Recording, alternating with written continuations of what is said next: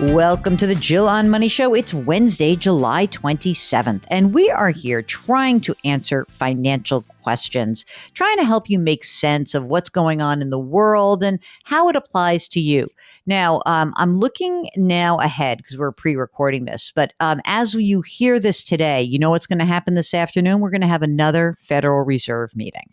And so at 2 o'clock Eastern time, the most likely action will be that the central bank will raise the short-term lending rate by 0.75 of a percentage point. So 0.75%. Now, that's not the worst thing in the world. Don't worry. We can get through that. But I do want to be clear that as this tightening cycle continues, things could get a little bit hairy again. It kind of depends about how the Fed continues its rate hikes and what happens in the fall. Now, right now, because we have inflation running at more than 40-year highs, the Fed just has to keep on keeping on. But maybe if there's some data in the next, say, 8 weeks or so before the September meeting of the Fed, we might see them pull back a little bit. Maybe they wouldn't do 0.75 of a percentage point at the next meeting. Maybe they'll do a half. Maybe they'll do a quarter. Be ready for anything. That's all I can say. And also, this is one of those Fed meetings where there will not be economic projections. So I think they do that every other meeting. So there's 8 Fed meetings a year. 4 of them, they put out what they believe are their projections about the path of the economic outlook. They've been very wrong about that economic outlook. So I don't know why we keep reading into it as if they're like the most amazing prognosticators, but we do that anyway. I guess it's just any information. So you know the deal. Higher interest rates is bad news if you're borrowing money. It's good news if you're saving money. And I know the interest rates on savings accounts, they don't go up as fast as those cost increase for, say, credit card debt. But you should keep looking around and just know that there are better rates probably than your brick and mortar bank. You can go to depositaccounts.com to check that out. All right. Anything else I missed about the Fed meeting? You'll hear about it tomorrow. Okay. So today we are delighted to chat with one of you who has a financial question. This is Ron, who's on the line from the Midwest. Hello, Ron. How are you? What's going on? How can we help you out? Well, my wife and I need to make a decision on her pension options. Okay. Let me Tell give us you a little. more. Well, I'm 58. My wife is 59. I make $125,000 a year, and I also draw a pension of $50,000 from a previous employer. Wow. My wife is currently collecting $6,500 a month on long-term disability. And as far as our retirement savings, we have about $260,000 in Roth accounts and about $2.2 million in traditional IRAs and 401ks. Holy smokes. You guys have saved a ton of money. Out of curiosity, since you have so much income right now, what do you need to live on? What's kind of your monthly nut? Probably about $11,000. And your wife is on long-term disability. Does she need care in the home? I'm just trying to get a sense of her condition and whether those costs of $11,000 a month could rise. No, she doesn't need care at this point. All right, good. On your $125 a year, are you currently maximizing your retirement contributions? No, I'm only doing the 4% to get the match because we've been keeping our withholding quite high to do Roth conversions on an annual basis. Oh, that's great. So do we have that? What's the choice on that's being presented to you?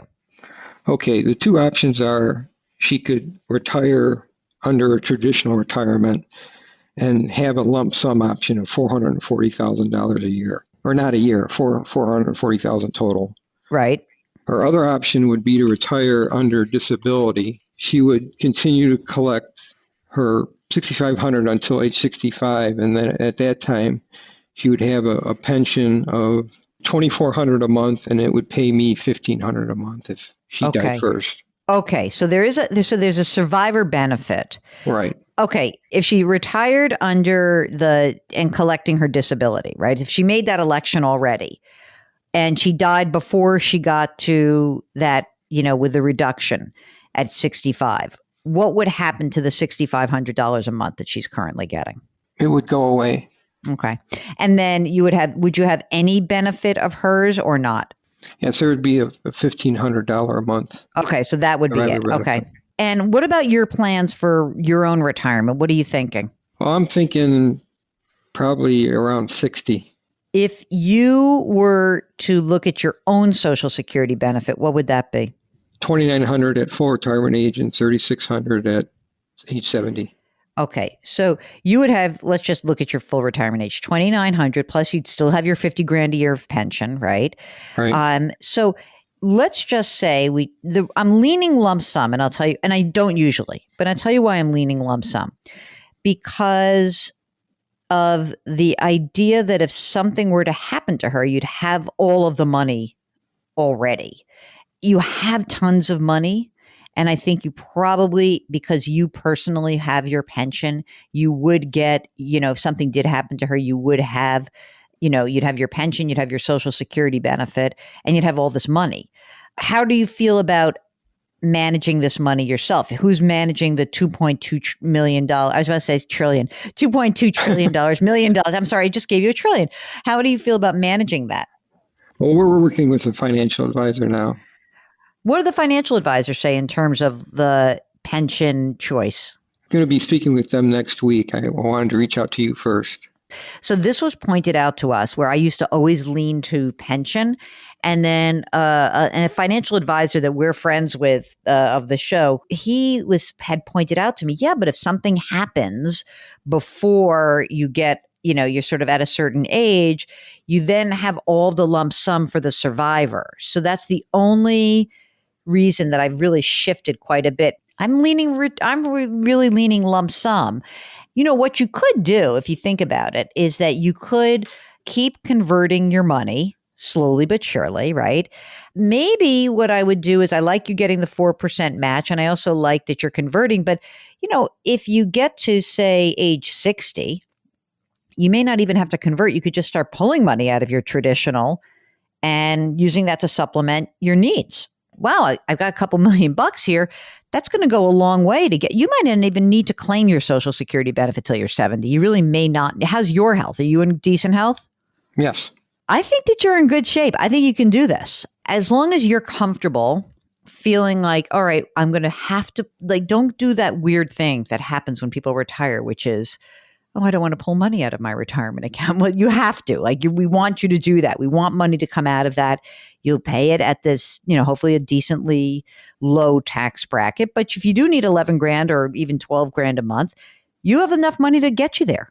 You really do. I mean, your pension and Social Security's, going to get you probably halfway there.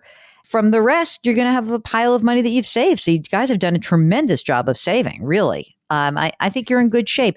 Do you have any other assets that we need to worry about, like a home? Is that paid for? Do you have a mortgage? What's going on? No, our home is probably worth about $550, and we have a mortgage of $122 left. Oh, so that's kind of nothing. What's the rate on that? 2.875. Yeah, you're not paying that down. Do you have some kids that are floating around also? They're launched.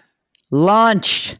What else do I worry about with you? Anything? If I've missed anything besides your pressing question? No, I don't think so. You have your estate documents done? Yes. Did you know I was going to ask that, and then you were very happy to know that you had those? Yes. Do me a favor. When you talk to your financial advisor, if they come up with something different, let us know. I'd be interested in that, because maybe I don't want to necessarily think I'm the only voice here. So maybe there's a different way. If they say, oh, no, you should definitely take the pension, I'd love to hear from them about that. Okay. Very good. If you have a pension question, if you have an election question, if you need to know where you must make a decision very quickly and you want us to help you out, just be sure to let us know when you're on the website at JillOnMoney.com. Just make sure that we understand that there's a pressing time constraint, because otherwise you might be in the back of the line. We might move you up if there's a real time commitment there, okay? So go to the website, JillOnMoney.com, click on the Contact Us button, let us know if you'd be willing to come on the air, sign up for the free weekly newsletter, check out our other broadcasts as well, and please put your hands metaphorically on someone's back. Pretty please? That would be so great. Leave us a rating and review on Apple. Grit, growth, grace. Thank you for listening. We'll talk to you tomorrow.